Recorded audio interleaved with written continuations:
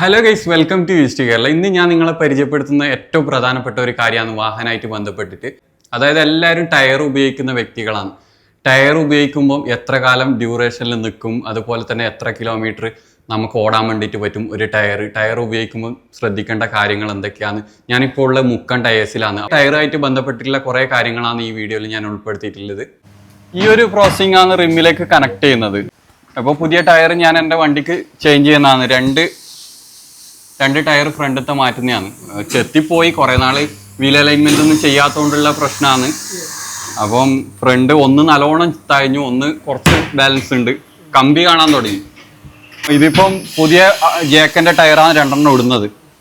Guys, അങ്ങനെ ഇതിപ്പോ balancing ചെയ്യുന്ന ടയർ ബാലൻസിങ് ചെയ്തതിന് ശേഷമാണ് അലൈൻമെന്റ് ആക്കല്. എത്ര കാലം വരെ ഡ്യൂറേഷൻ പറയുന്നത്? ശരിക്കും എത്ര കിലോമീറ്റർ വരെ ഓടാൻ? അതിപ്പോ 30,000 എന്തായാലും കിട്ടണമെന്ന് പറയുന്നത് കമ്പനി അത്ര 30,000 എന്തായാലും. പക്ഷെ നമ്മളിപ്പോ ബാലൻസിങ് അതുപോലെ അലൈൻമെന്റ് ഒന്നും ചെയ്തിട്ടില്ലെങ്കിൽ 30,000 കിട്ടൂല. ഇല്ല, ഈ റൊട്ടേഷനും കാര്യം ചെയ്ത് കഴിഞ്ഞാൽ മാത്രമേ നമുക്ക് അതിന്റെ കറക്റ്റായിട്ടുള്ള ഇത് കിട്ടും.